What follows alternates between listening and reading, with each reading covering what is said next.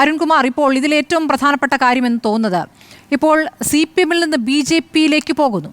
നേരത്തെ സന്ദീപ് വാര്യരുടെ കാര്യത്തിൽ സന്ദീപ് BJP-യിൽ നിന്നും കോൺഗ്രസിലേക്ക് പോകുന്നു. അപ്പോൾ വർഗീയത വിട്ട ഒരാളെയെങ്കിലും പുറത്തേക്ക് എത്തിക്കാൻ കഴിഞ്ഞല്ലോ എന്നതാണ് ആവർത്തിച്ച് UDF പറഞ്ഞത്. അതൊക്കെ ഇനി തെളിയേണ്ട കാര്യമാണ്. പക്ഷേ അവർക്കതിൽ വിശ്വാസമുണ്ട്. UDF അതാണ് പറയുന്നത്. ലീഗ് ആയാലും കോൺഗ്രസ് ആയാലും ആവർത്തിച്ച് പറഞ്ഞത് ഒരു വർഗീയ നിലപാടുള്ള ഒരു വ്യക്തിയെ തിരിച്ച് അതിൽ നിന്ന് പുറത്തു കൊണ്ടുവരാൻ കഴിഞ്ഞു എന്ന്. പക്ഷേ കമ്മ്യൂണിസ്റ്റ് പാർട്ടിയിൽ നിന്ന് ഒരാൾ BJP-യിലേക്ക് പോകുമ്പോഴോ നിങ്ങളിൽ നിന്നൊരു കൊഴിഞ്ഞു പോക്കുണ്ടാകുന്നതിൽ നിങ്ങൾക്കുള്ള വീഴ്ച കൂടി നിങ്ങൾ വിലയിരുത്തേണ്ടേ? ഇപ്പോൾ സംഘടനാ ബോധമില്ലാത്ത ഒരാളെയാണ് ഏരിയ സെക്രട്ടറിയാക്കി ഇതുവരെ വച്ചിരുന്നതെന്ന് കടകംപള്ളി പറയുമ്പോൾ അപ്പോൾ എന്താണ് പാർട്ടി ഇതുവരെ പരിശോധിച്ചിരുന്നത്? 42 വർഷക്കാലം പാർട്ടിയുടെ പ്രധാനപ്പെട്ട നേതാവായി അവിടെ നിൽക്കുക, 6-8 വർഷം പ്രധാനപ്പെട്ട സ്ഥാനങ്ങൾ വഹിക്കുക, ആ നേതാവിന് ഉണ്ടായ മാറ്റം അല്ലെങ്കിൽ ഈ തരത്തിൽ കാവ്യയോട് അടുക്കുന്ന സാഹചര്യം, ഇതൊന്നും നിങ്ങൾക്ക് ബോധ്യപ്പെടാതെ പോയെങ്കിൽ അത് നിങ്ങളുടെ വീഴ്ച കൂടിയല്ലേ അരുൺ? ഞാൻ ആദ്യഘട്ടത്തിൽ തന്നെ അതിന്റെ മറുപടി പറഞ്ഞതാണ്. കമ്മ്യൂണിസ്റ്റ് പാർട്ടിയെ സംബന്ധിച്ചിടത്തോളം ഓരോ പാർട്ടി അംഗത്തിനും പ്രത്യയശാസ്ത്ര ധാരണയാണ് ഏറ്റവും അടിത്തറ വേണ്ടത്. ഏറ്റവും ഉറച്ച പ്രത്യയശാസ്ത്ര ധാരണ വേണം. ആ ധാരണ കൂടുതൽ അരക്കെട്ടുറപ്പിക്കാനും മാറിയ രാഷ്ട്രീയ സാഹചര്യത്തിൽ ആ ധാരണയെ കൂടുതൽ കരുത്തുറ്റതാക്കാനും വേണ്ടിയിട്ടാണ് അവന്റെ സംഘടനാ പ്രവർത്തനവും വായനയും ഇടപെടലും എല്ലാം നടത്തിക്കൊണ്ടിരിക്കുന്നത്. ഓരോ 3 വർഷം കൂടുമ്പോഴും കൃത്യമായി പാർട്ടി സമ്മേളനം നടക്കുന്ന പാർട്ടി അംഗങ്ങൾ മുഴുവൻ സമ്മേളന പ്രക്രിയയുടെ ഭാഗമായി മാറുന്ന ലോകത്തിലെ തന്നെ ഏക പാർട്ടിയാണ് കമ്മ്യൂണിസ്റ്റ് പാർട്ടി CPM. നമുക്കറിയാം 5.25 ലക്ഷം പാർട്ടി അംഗങ്ങളാണ് കേരളത്തിലുള്ളത്.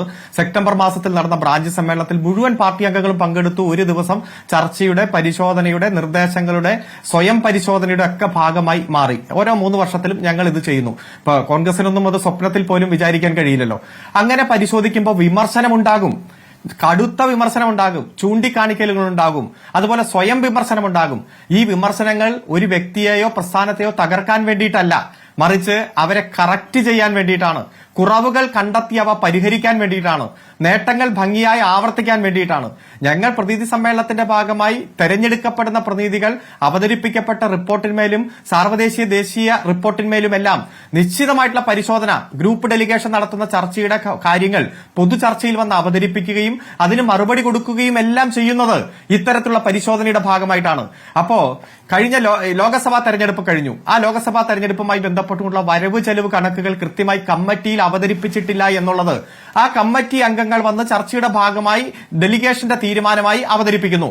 അതുപോലെ പാർട്ടി ഓഫീസ് നിർമ്മാണം, ആ പാർട്ടി ഓഫീസ് നിർമ്മാണവുമായി ബന്ധപ്പെട്ടുകൊണ്ട് ഏറ്റവും സാധാരണക്കാർ, പാർട്ടി അംഗങ്ങൾ, അവർ കഷ്ടപ്പെട്ട് അവരുടെ അധ്വാനത്തിന്റെ വിഹിതം കൊടുത്ത ആ പണം ഉപയോഗിച്ചുള്ള ഓഫീസ് നിർമ്മാണത്തിന്റെ വരവ് ചെലവ് കണക്കുകൾ അവതരിപ്പിച്ചിട്ടില്ല. അത് ഗുരുതരമായിട്ടുള്ള വീഴ്ചയാണെന്ന് പ്രതിനിധി സഖാക്കൾ ചൂണ്ടിക്കാണിക്കുന്നു. അതുപോലെ ഓരോ പാർട്ടി സമ്മേളനം നടക്കുമ്പോഴും പാർട്ടി സമ്മേളനത്തിൽ വരവ് ചെലവ് കണക്ക് അവതരിപ്പിക്കില്ല, പക്ഷെ അതിന് മുന്നോടിയായി ചേരുന്ന കമ്മിറ്റിയിൽ അത് അവതരിപ്പിച്ച് പാസാക്കും. താൻ സെക്രട്ടറിയായി വന്നതു മുതൽ ആ അവസാനത്തെ കമ്മിറ്റി വരെയുള്ള വരവ് ചെലവ് കണക്കുകൾ കൃത്യമായിട്ട് സെക്രട്ടറി അവതരിപ്പിക്കും. ഇതൊന്നും നടന്നിട്ടില്ല എന്നുള്ളത് നിശ്ചിതമായിട്ടുള്ള വിമർശനമായി സമ്മേളനത്തിൽ വരുമ്പോൾ അവ പരിശോധിക്കേണ്ടേ പാർട്ടി? അത് പരിശോധിക്കണം. ഞാൻ ചോദിച്ചത് ഈ 3 വർഷം കൂടുമ്പോഴാണല്ലോ സമ്മേളനം. ഇപ്പോൾ ഈ അവസാന കാലയളവിൽ മാത്രം വന്നിരിക്കുന്ന വ്യതിയാനമാണോ ഇദ്ദേഹത്തിന്? ഈ 42 വർഷക്കാലത്തെ കമ്മ്യൂണിസ്റ്റ് പാരമ്പര്യം പറയുന്ന ഒരു നേതാവിന് അവസാന വർഷങ്ങളിൽ വന്ന വ്യതിയാനമാണോ? ഒറ്റ കാര്യം, അതില് ഈ സമ്മേളനത്തിൽ പ്രവർത്തന റിപ്പോർട്ട് കഴിഞ്ഞ 3 വർഷത്തെ ഈ ഏരിയ കമ്മിറ്റിയുടെ പ്രവർത്തന റിപ്പോർട്ട് അവതരിപ്പിച്ചത് ഈ ഏരിയ സെക്രട്ടറി തന്നെ ആയിരുന്നല്ലോ, ഈ മുല്ലശ്ശേരി മധു തന്നെയല്ലേ. അവിടെ വന്ന ചർച്ചയ്ക്ക് ഏരിയ കമ്മിറ്റിയുമായി ബന്ധപ്പെട്ടുകൊണ്ട് അദ്ദേഹം അവതരിപ്പിച്ച റിപ്പോർട്ടിന്മേൽ മറുപടി പറഞ്ഞതും ഇതേ വ്യക്തിത്വം തന്നെയല്ലേ. ഒരു ഘട്ടത്തിൽ പോലും അദ്ദേഹത്തിന് അപ്പോ CPM പ്രശ്നമല്ല, ജില്ലാ സെക്രട്ടറി ജോയ് പ്രശ്നക്കാരനല്ല, CPM-ന് ഏതെങ്കിലും തരത്തിലുള്ള നയവ്യതിയാനം വന്നു എന്ന് സമ്മേളനത്തിന്റെ ആദ്യ ദിവസം പതാക ഉയർത്തുമ്പോഴോ ഉദ്ഘാടന പ്രസംഗം നടക്കുമ്പോഴോ റിപ്പോർട്ട് അവതരിപ്പിക്കുമ്പോഴോ അവിടെ ചർച്ചകൾ നടക്കുമ്പോഴോ ചർച്ചയ്ക്ക് മറുപടി കൊടുക്കുമ്പോഴോ പുതിയ ഏരിയ കമ്മിറ്റിയെ തെരഞ്ഞെടുക്കുമ്പോഴോ പുതിയ ജില്ലാ സമ്മേളന പ്രതിനിധികളെ തെരഞ്ഞെടുക്കുമ്പോഴോ ഈ മുല്ലശ്ശേരി മധുവിന് അത്തരത്തിലുള്ള അഭിപ്രായമില്ല. അഭിപ്രായ വ്യത്യാസങ്ങൾ അവിടെ ഉണ്ടായിരുന്നു എന്നും പലതവണ ജോയോട് തന്നെ താൻ സംസാരിച്ചിട്ടുണ്ട് എന്നുമാണ് മധു മുല്ലശ്ശേരി നേരത്തെ മാധ്യമങ്ങളോട് പറഞ്ഞിട്ടുള്ളത്. അപ്പോൾ അവിടെ ഒരു ആ സംഘർഷം അവർക്കിടയിൽ ഉണ്ടായിരുന്നു എന്നുള്ള കാര്യം വ്യക്തമാണ്. മറ്റൊന്ന്, മധു മുല്ലശ്ശേരി പറയുന്ന ഒരു കാര്യം, പാർട്ടി സമ്മേളനത്തിൽ പങ്കെടുത്ത സംസ്ഥാന സമ്മേളന പ്രതിനിധിയായിട്ട് ജില്ലാ സെക്രട്ടറി ആയ ഒരാളല്ല ജോയ്, നേരിട്ട് വരികയാണ്. അപ്പോൾ പ്രവർത്തന പാരമ്പര്യമില്ല. തനിക്ക് 42 വർഷത്തെ പാരമ്പര്യം ജോയ്ക്ക് അത് അവകാശപ്പെടാൻ കഴിയില്ല എന്ന് പറയുന്നു. അപ്പോൾ ചിലരുടെ സ്വന്തം ആളായി വി ജോയ് എത്തിയെന്നും അങ്ങനെ വി ജോയ്ക്ക് ജില്ലാ സെക്രട്ടറി പദം കിട്ടിയെന്നും അങ്ങനെ ഏരിയ കമ്മിറ്റി യോഗം പോലും നടക്കുന്നത് ജോയുടെ വീട്ടിലാണ്, അല്ലാതെ പാർട്ടി ഓഫീസിൽ അങ്ങനെ ഒരു യോഗം ചേർന്നിട്ട് കാലങ്ങളായി എന്ന് കൂടിയാണ് പറയുന്നത്. അപ്പോൾ ഇന്നും ഇന്നലെ തുടങ്ങിയ സംഘർഷമല്ല ഇത്. ഞാൻ ചോദിച്ചോട്ടെ, ഇത്തരത്തിൽ പരാതിയുള്ളയാൾ ഏതെങ്കിലും തരത്തിലൊരു റിട്ടേൺ പരാതി പാർട്ടിയുടെ ജില്ലാ കമ്മിറ്റിക്കോ സംസ്ഥാന കമ്മിറ്റിക്കോ കേന്ദ്ര കമ്മിറ്റിക്കോ PBക്കോ കൺട്രോൾ കമ്മീഷനോ കൊടുത്തതായിട്ട് നമ്മുടെ മുന്നിൽ ഇല്ലല്ലോ. ഇദ്ദേഹം പുറത്തു വന്ന മാധ്യമങ്ങളോട് നിമിഷ നേരം കൊണ്ട് നരേന്ദ്രമോദിയുടെ ആ വികസന നയത്തിൽ ആകർഷകനായി പറയുമ്പോൾ മാത്രമല്ലേ ജനങ്ങൾ അറിയുന്ന സാഹചര്യമുള്ളത്. ഇതെല്ലാം ഇദ്ദേഹം പ്ലാൻ ചെയ്തിരുന്നു, കൃത്യമായി പ്രീ പ്ലാൻഡ് ആയിരുന്നു എന്നതാണ്. ഇപ്പോൾ കാലം അല്ലെങ്കിൽ ആജീവനാന്തം ഏതെങ്കിലും ഒരു സ്ഥാനമാനം ഏതെങ്കിലും ഒരു പാർട്ടിയിൽ ആർക്കെങ്കിലും പ്രതീക്ഷിക്കാൻ കഴിയുമോ? MLAയോ മന്ത്രിയോ പഞ്ചായത്ത് പ്രസിഡന്റോ ഒന്നും ആകാൻ കഴിയാതെ ലക്ഷക്കണക്കിന് ആളുകൾ നിരവധി പാർട്ടികളിൽ പ്രവർത്തിക്കുന്നുണ്ടല്ലോ. അതുകൊണ്ട് 3ാം ടേമും എനിക്ക് തന്നെ ഏരിയ സെക്രട്ടറി ആകണം, ഞാനില്ലെങ്കിൽ പ്രളയം എന്ന് ഒരു നേതാവ് വിചാരിക്കുന്നതിലാണ് തെറ്റ്. തീർച്ചയായും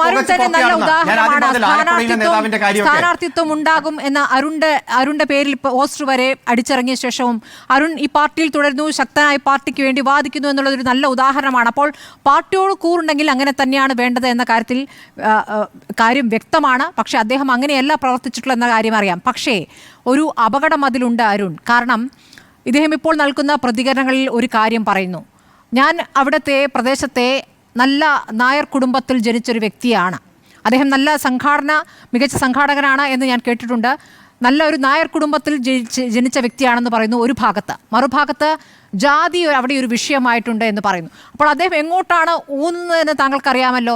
BJPയും CPMും തമ്മിൽ 2000 വോട്ടിന്റെ വ്യത്യാസമുള്ളിടത്താണ് ജാതി ഒരു പ്രധാനപ്പെട്ട വിഷയമാണെന്ന് അദ്ദേഹം ഉന്നയിക്കുന്നത്. അടുത്ത തെരഞ്ഞെടുപ്പിൽ എങ്ങനെ പ്രതിഫലിക്കും അരുൺ? താങ്കൾ ഈ പറഞ്ഞതുപോലെ ഇന്നും ഇന്നലെയും തുടങ്ങിയ അല്ല ഈ പണിയെങ്കിൽ വലിയ രീതിയിൽ തന്നെ അദ്ദേഹം അതിനുള്ള ആസൂത്രണം നടത്തിയിട്ടുണ്ടാകും. CPM ആ ഗൗരവത്തിൽ ആ വിഷയത്തെ കാണുന്നുണ്ട്. അതൊരു മധുവും മുല്ലശ്ശേരിയും മകനും മകളും പോയി എന്ന രീതിയിൽ അതിനെ ചുരുക്കിയാണോ കാണുന്നത്? അല്ല, ഞങ്ങളെ സംബന്ധിച്ചിടത്തോളം ഈ പാർട്ടിയിൽ നിന്ന് ആര് പോയാലും ഞങ്ങൾക്കത് വേദനയാണ്, വിഷമമാണ്. കാരണം ഒരു പാർട്ടിയെ സംബന്ധിച്ചിടത്തോളം, ഒരു സംഘടനയെ സംബന്ധിച്ചിടത്തോളം ആ സംഘടന വിപുലീകരണമാണ് വേണ്ടത്. കൂടുതൽ ആളുകൾ ആ സംഘടനയുടെ ഭാഗമായിട്ട് മാറണം. മറ്റു രാഷ്ട്രീയ പാർട്ടികളിൽ നിന്ന് വരും, രാഷ്ട്രീയ നിലപാടില്ലാത്തവർ രാഷ്ട്രീയ പ്രവർത്തനത്തിന്റെ ഭാഗമായി നമ്മളോട് ചേർന്ന് വരും. അത്തരത്തിൽ പുറത്തു നിൽക്കുന്നവരെ ആകർഷിക്കാൻ പാകത്തിന് നമ്മുടെ പ്രവർത്തനങ്ങളിൽ വൈവിധ്യമുണ്ടാകണം, മാതൃകാപരമായിരിക്കണം. ഇപ്പോ കോൺഗ്രസിന്റെ പ്രതിനിധി ആരോപണം ഉന്നയിച്ചുകൊണ്ട് പറഞ്ഞല്ലോ കമ്മ്യൂണിസ്റ്റ് ജീവിത രീതി. ആ കമ്മ്യൂണിസ്റ്റ് ജീവിത രീതി എന്ന് പറഞ്ഞാൽ ഒറ്റ വാക്കിലുള്ള ഉത്തരം, എല്ലാവർക്കും മാതൃകയാക്കാൻ പറ്റുന്ന ജീവിതശൈലി ഒരു കമ്മ്യൂണിസ്റ്റുകാരൻ ഉണ്ടാകണം. അവനെ സമൂഹത്തിന് മാതൃകയാക്കാൻ കഴിയുന്ന തരത്തിൽ എല്ലാ മേഖലയിലും അവന്റെ പ്രവർത്തനം ഉണ്ടാകണം. ഞാൻ വിശദീകരിക്കുന്നില്ല. അപ്പൊ അത്തരത്തിൽ ഞങ്ങളുടെ സംഘടനയെ വിപുലീകരിക്കാനും വിപുലീകരണത്തിന്റെ ഭാഗമായി ഇതിലേക്ക് വരുന്നവരെ ദൃഢീകരിക്കുവാനുമാണ് ഞങ്ങൾ ശ്രമിച്ചുകൊണ്ടിരിക്കുന്നത്. അതിനിടയിൽ ഞങ്ങളിൽ നിന്ന് ഇങ്ങനെ കൊഴിഞ്ഞു പോകുന്നത്, പ്രത്യേകിച്ച് ഒരു വിമർശനം വരുമ്പോഴേക്കും അല്ലെങ്കിൽ ഒരു ചൂണ്ടിക്കാണിക്കൽ വരുമ്പോഴേക്കും, ഒരു തെറ്റ് തിരുത്തേണ്ട സാഹചര്യം വരുമ്പോഴേക്കും കൊഴിഞ്ഞു പോകുന്നത് ഞങ്ങൾക്ക് വിഷമവും വേദനയുമുണ്ട്. പക്ഷേ ഇത്തരത്തിലുള്ള ആളുകൾ പല രൂപത്തിലാണല്ലോ. ചില ആളുകൾ ആൾക്കൂട്ടം കണ്ട് പാർട്ടിയിലേക്ക് വരും, ചില ആളുകൾ വ്യക്തിപരമായിട്ടുള്ള ലക്ഷ്യത്തിന് വേണ്ടി പാർട്ടിയിലേക്ക് വരും, ചില ആളുകൾ ആദർശത്തിന്റെ പേരിൽ പാർട്ടിയിലേക്ക് വരും. ആൾക്കൂട്ടം കണ്ട് പാർട്ടിയിലേക്ക് വരുന്നവരും സംഘടനാ പ്രവർത്തനത്തിന്റെ ഭാഗമായിട്ടെല്ലാം പങ്കെടുക്കുമ്പോൾ ചിലപ്പോൾ ഉറച്ച സഖാക്കളായിട്ട് മാറും. പക്ഷെ വ്യക്തിപരമായിട്ടുള്ള ലാഭത്തിന് വേണ്ടി നിൽക്കുന്നവർ അവർ എപ്പോഴായാലും പാർട്ടിയിൽ നിന്ന് ചാടിപ്പോകും. ഈ ജാതി പറഞ്ഞും മതം പറഞ്ഞും ഒക്കെ പാർട്ടി വിട്ടുപോകുന്നവരുടെ ലക്ഷ്യം സമൂഹത്തിന് ബോധ്യപ്പെട്ടിട്ടുണ്ട്. പാർട്ടി അത് ഗൗരവമായിട്ട് തന്നെ കാണും. മതനിരപേക്ഷ കാഴ്ചപ്പാട് എന്നും ഊട്ടിയുറപ്പിക്കാൻ നേതൃത്വം കൊടുക്കുന്ന പ്രസ്ഥാനം എന്ന രൂപത്തിൽ ഞങ്ങൾ ഇത്തരത്തിലുള്ള കാര്യങ്ങളെ ഗൗരവമായി കണ്ട് പ്രതിരോധ നിര കെട്ടിപ്പടുക്കും. കാരണം 1, 2, 3 പേർ പോയാൽ നൂറുകണക്കിന് ആളുകൾ ഈ പാർട്ടിയുടെ ഭാഗമായിട്ട് വരാൻ പാകത്തിലുള്ള ബദൽ പരിപാടികളാണ്, പാർട്ടികളാണ് ഞങ്ങൾ പ്ലാൻ ചെയ്യുന്നത്. ഇത് ഗൗരവത്തോടെ തന്നെയാണ് പാർട്ടി കാണുക. ഇപ്പൊ ആലപ്പുഴയിൽ പോയ ആളുടെ കൂടെ വലത് കൈ തോളത്തിടാൻ ഒരാൾ പോലും ഇല്ല, ഇടത് കൈ തോളത്തിടാനും ഒരാൾ പോലും കൂടെ പോയില്ല. ഭാര്യ കൂടി നിന്ന് കേക്ക് മുറിക്കുകയാണ്, ബ്രാഞ്ചിലെ സഖാക്കളെല്ലാം കൂടി നിന്ന് കേക്ക് മുറിക്കുകയാണ്. ഇദ്ദേഹം പോയത് നന്നായി എന്ന്. കേസിന്റെ കാര്യമൊന്നും പറഞ്ഞു വ്യക്തിപരമായിട്ട് പോകുന്നില്ല. അത്ര ഗൗരവമായിട്ടുള്ള ഒറ്റപ്പെട്ട സംഭവമാണ് എന്ന് പറഞ്ഞതുപോലെ പലയിടത്തെയും തർക്കങ്ങൾ പല സ്വഭാവത്തിലുള്ളതാണ്, പ്രാദേശിക തർക്കങ്ങൾ പല സ്വഭാവത്തിലാണ് എന്ന് പറഞ്ഞ പോലെ ഇപ്പോൾ ബിപിൻ സി ബാബുവിന്റെ കൂടെ ആരുമില്ലായിരിക്കാം, മധു മുല്ലശ്ശേരിയുടെ കൂടെ മകൻ പോലും ഇല്ലല്ലോ എന്ന് പറഞ്ഞപ്പോൾ മകനും പോയി മകളും പോയി. പക്ഷെ അത് മാത്രമല്ല, ഇനിയും വരാനിരിക്കുന്നു എന്നൊരു ഭീഷണിയും മധു മുല്ലശ്ശേരി മുഴക്കുന്നുണ്ട്. അത് പാർട്ടി ഗൗരവത്തിലെടുക്കുന്നുണ്ടോ എന്നുള്ള കാര്യവും പ്രധാനമാണ്.